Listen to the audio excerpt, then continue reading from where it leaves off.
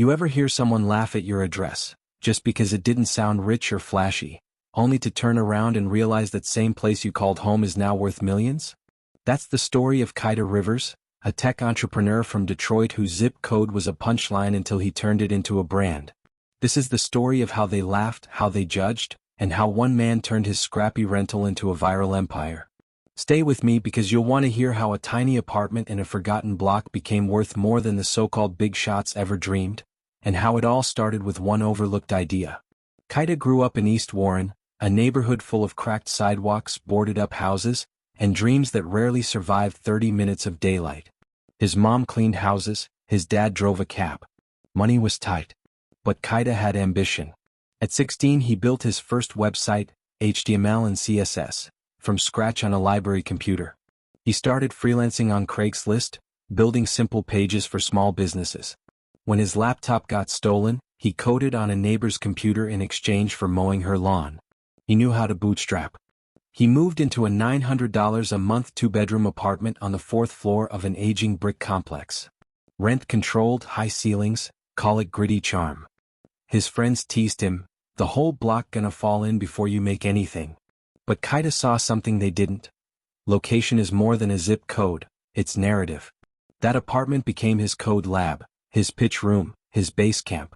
At 24, Kaita dropped out of Michigan State, moved back home and turned that apartment into a lean startup incubator. He invited local coders, community artists, and musicians over. There were always 8 to 10 people crowded into the living room, sticky notes plastered to the walls, ramen cups on the coffee table, ambient glow from laptops. They worked. They pitched. They struggled.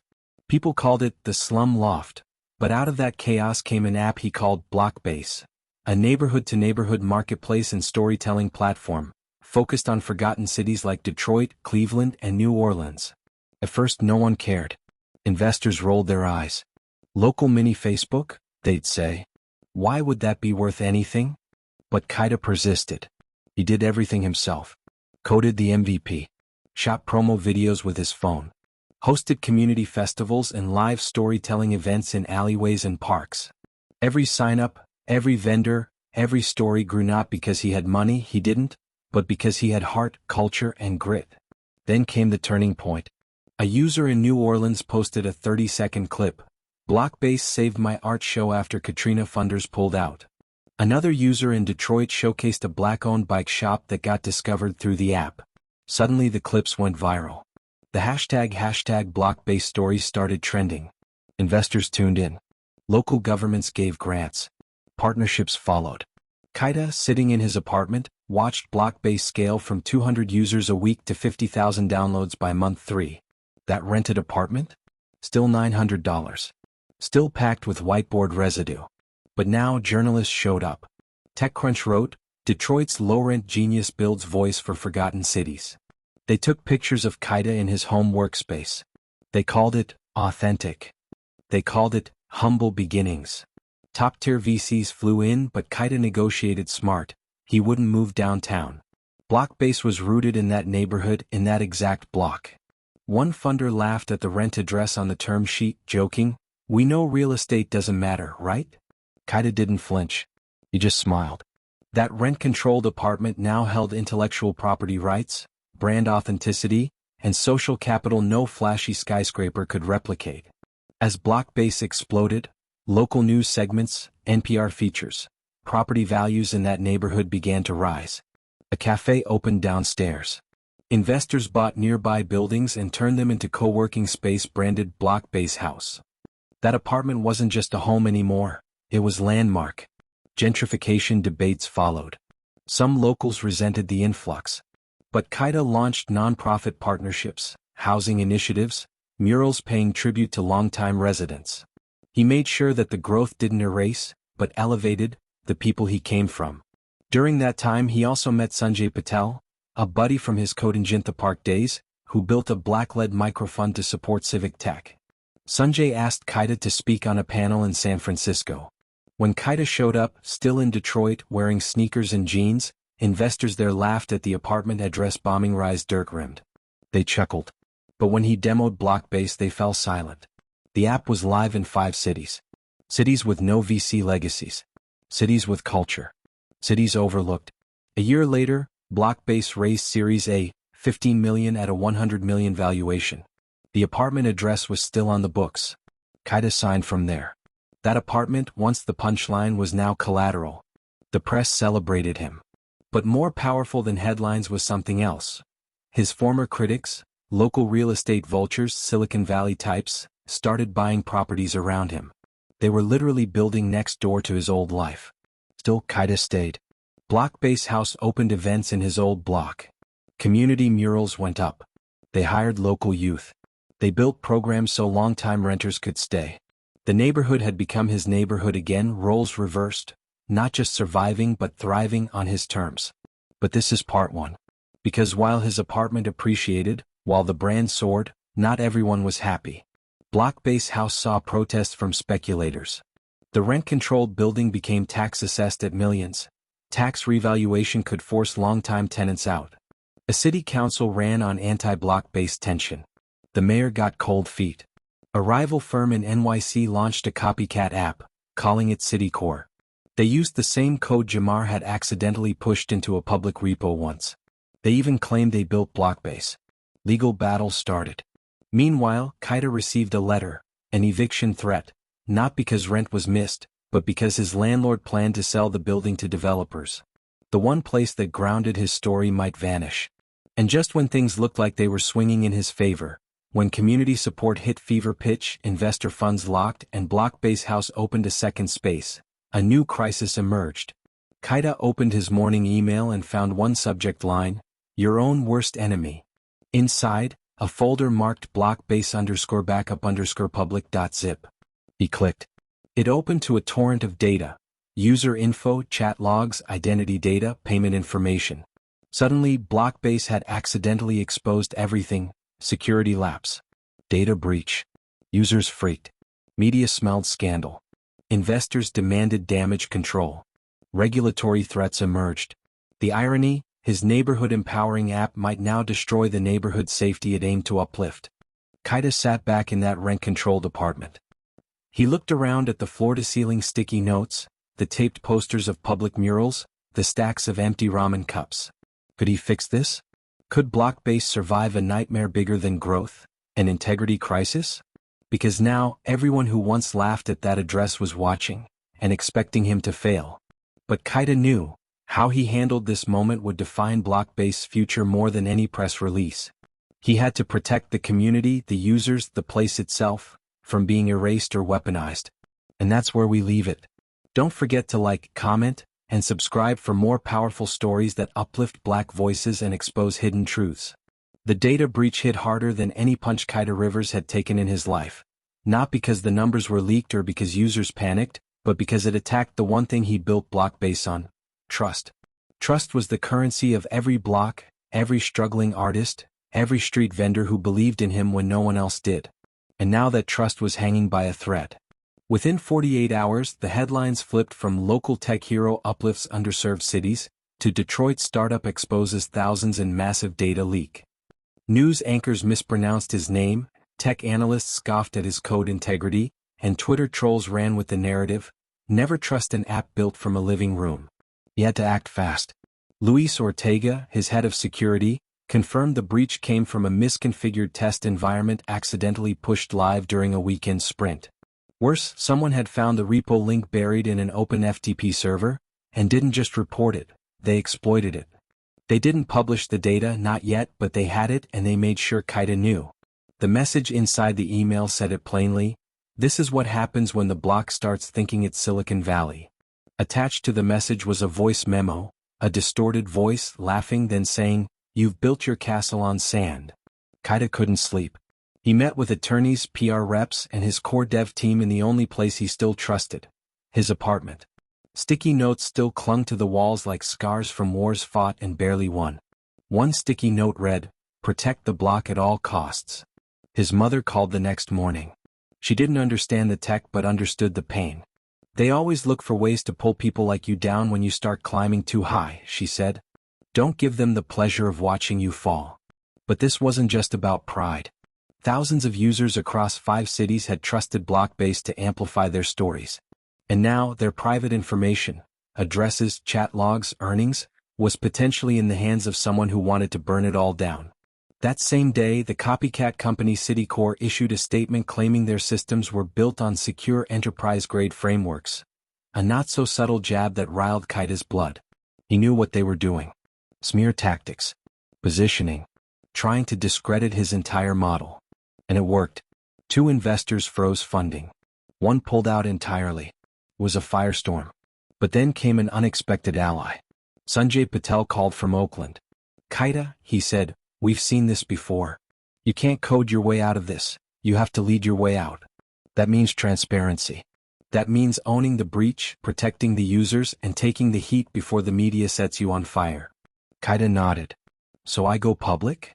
You go public. You tell the story before they rewrite it for you. And that's what he did. Kaita released a full video statement filmed from his apartment. Not some polished studio, not some PR-fluffed press room, but from the same place where BlockBase was born. No script. No cuts. He looked straight into the camera and said, to everyone who trusted us, this is on me. We failed to protect your data. But I promise that breach stops here. I started this from a neighborhood most people gave up on. I will not give up on it now. The video went viral for all the right reasons. Not everyone forgave, but many listened. The block rallied. Users started sharing #BlockBase built back stories. And when Kaita announced a new internal firewall project and an emergency grant program to reimburse any user financially impacted, the tone began to shift. But just as things started to calm, another twist. Luis came to him late that night, face pale, USB drive in hand. Someone didn't just find the data, he said. They planted something. Kaita leaned in. Planted what? Luis inserted the drive and played back a log file, voice-activated surveillance captured from inside the apartment. Kaita recognized it immediately. It was him in a late-night Zoom call 6 months ago, venting to a friend about investor pressure, saying, sometimes I wonder if I should just sell to Citicorp and get out. It wasn't illegal. But it could be weaponized. And someone had accessed the file from inside the network. This wasn't just a breach, Luis said. This was a setup. Kaita's jaw tightened. Then we're not just under attack, he said. We've been infiltrated. The worst part? The file's metadata showed it was downloaded using admin credentials. Only 3 people had that access. One of them was Kaita himself. Don't forget to like, comment, and subscribe for more powerful stories that uplift Black voices and expose hidden truths. The moment Kaita Rivers saw the metadata, a cold, electric stillness filled the room like someone had sucked all the oxygen out. The voice log had been downloaded with one of 3 admin credentials, and one of those keys was his. Luis Ortega sat across from him, silent, his laptop casting a low glow over the torn cushions of the same apartment couch they used to crash on during all-night coding sprints. You think it's me? Kaita asked flatly. Luis shook his head immediately. I know it's not you. But someone made it look like it was. Kaita leaned back, blinking slowly, his pulse still climbing. So someone spoofed my credentials? Or someone had them? Someone with access to your devices? Someone inside? And that narrowed things fast. There were only a handful of people Kaita ever trusted enough to give direct machine access to. Luis, obviously. Then there was Vanessa Tran, his lead designer since day one. She handled brand strategy and sometimes worked late on his personal laptop when her tablet died. Then there was Kevin Dawes, the operations manager who'd come in last year when the seed funding hit. Harvard grad. Slick. Too slick, Kaita thought in hindsight. And he was the one who kept pushing for this streamlined pivot that looked an awful lot like what Citicorp was doing now. We need to test everybody's devices, Kaita said, standing up. Quietly. No accusations. No drama. Just digital footprints. But Luis was already ahead. He'd cloned all admin credential logs for the past 60 days and ran a device sync pattern. What he found wasn't just suspicious, it was damning. Kevin's device had logged into the admin panel during a window when Kaita was live streaming a panel discussion, meaning Kaita couldn't have done it. But Kevin? Kevin had remote login privileges and root access from a testing instance. And most suspicious of all, he logged into that access point from New York City just 2 days before Citicorp announced its app launch. He flew out there, Luis said. Didn't mention it. Said he was visiting his sister in Jersey. Kaita's fists clenched. We let him sit in on our product pipeline. He knew our next 5 features before we announced them. Jesus. Luis looked at him and said what Kaita was trying not to admit. He stole it, Jay, and he gave it to them. But here's where things spiraled faster than anyone expected. Just as Kaita and Luis were preparing a quiet internal audit and legal documentation for board review, someone leaked Kaita's sell to Citicorp quote to the media, the same audio file from the breach. But this time, it was edited. He wasn't heard saying, "I wonder if I should sell to Citicorp." They cut out, "I wonder." In the released version it sounded definitive. "I should just sell to Citicorp and get out." The damage was instant. Outlets ran with the fake narrative. BlockBase founder considered sellout move before breach. Citicorp issued a smug press release. "We welcome all innovators, those who lead and those who follow." Funding froze again. User trust, already fractured, splintered. Hashtags flipped. Hashtag BlockBase built back became hashtag BlockBase broken. Kaita was accused of manipulating users while plotting an exit. And Kevin? Nowhere to be found. His number disconnected. His email bounced. "He ghosted us," Luis muttered. "He planned it all and bounced." But Kaita wasn't done. He contacted Tiffany Leong, a journalist from a trusted community media outlet who'd covered BlockBase since the early beta days. He gave her the original audio. The file hashes. The breach timeline. The fake credentials. He told her everything on record. "I need the truth to get out before someone erases it," he said. Tiffany agreed. They planned a public expose in 72 hours, data to be verified by a third-party digital forensics lab. But that's when the threats began. Kaita got a call at 3:47 a.m. from an unknown number. At first, silence. Then a voice. Digitally altered. "Keep pushing and we bury more than your code." Then the line went dead. That morning, Kaita's building was tagged with red paint. Sellout sprayed across the brick facade of the apartment that once gave him purpose. Someone threw a brick through the window later that afternoon. Then, an even more chilling development. Luis's laptop was stolen from his car, parked behind the co-working space. The logs. The forensics. Gone. Kaita and Luis now had one shot left. Tiffany's investigation. But she didn't show up for their scheduled interview. He called. No answer. Emailed. Nothing. Finally, after 11 missed calls, her assistant replied with a single line. "Tiffany is gone. Disappeared. Last seen walking toward BlockBase house." Don't forget to like, comment, and subscribe for more powerful stories that uplift Black voices and expose hidden truths. Kaita's heart slammed against his ribs when he read the message. "Tiffany is gone. Disappeared. Last seen walking toward BlockBase house." BlockBase house, the very symbol of everything he'd built to empower his neighborhood, the physical anchor of his dream, now became the scene of a mystery that threatened to unravel the entire story. He called Luis immediately. "We need to move fast," Luis said grimly. "If someone is trying to silence her, they might be coming for us next." Kaita grabbed his keys and sprinted to the co-working space less than a mile away, the streets unusually quiet for a Tuesday afternoon. The building's front door was locked, but the glass wasn't shattered. Nothing obvious out of place, except a chilling absence of the usual buzz. No startup teams, no coffee smells, just an eerie stillness. He tried Tiffany's phone again, straight to voicemail. Then a knock. Security guard Mark, a burly guy who'd been with the project since day one, met him at the entrance, face pale. "You're not going to believe this," Mark said, leading him inside. In the main event room, Tiffany's laptop lay open on the table. The screen displayed an unfinished draft of her exposé, halfway through a sentence that ended with a colon, like she'd been interrupted mid-thought. Kaita skimmed quickly. The story was explosive.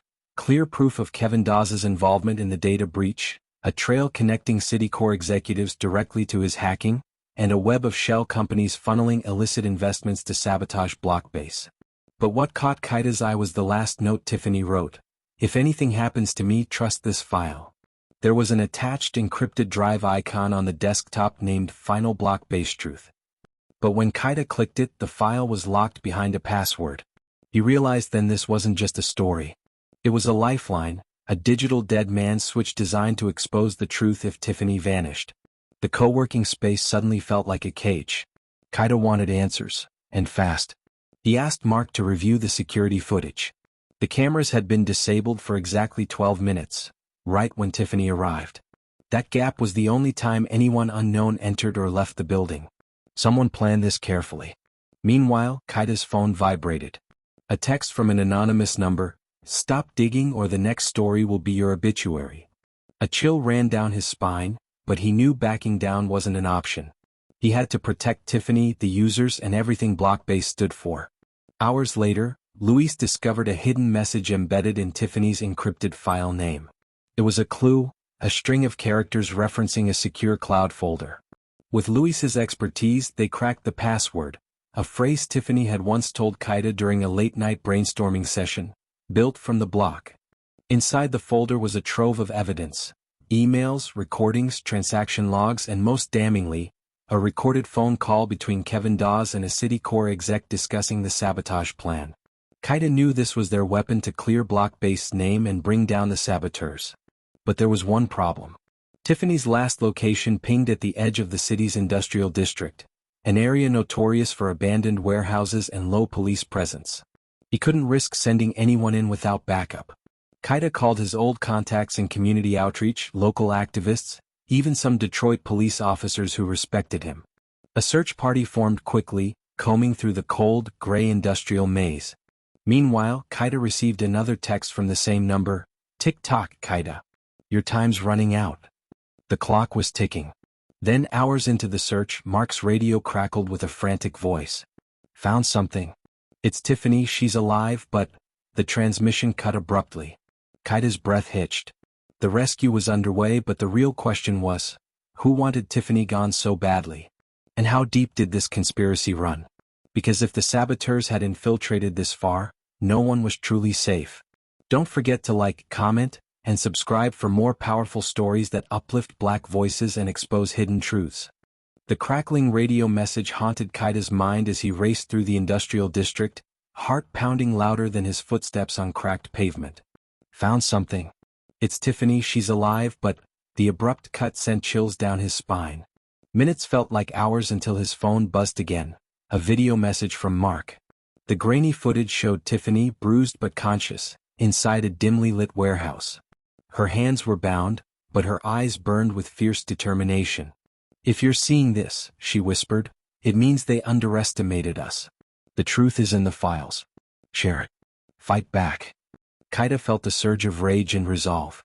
He and Luis coordinated with local authorities and community volunteers, converging on the warehouse.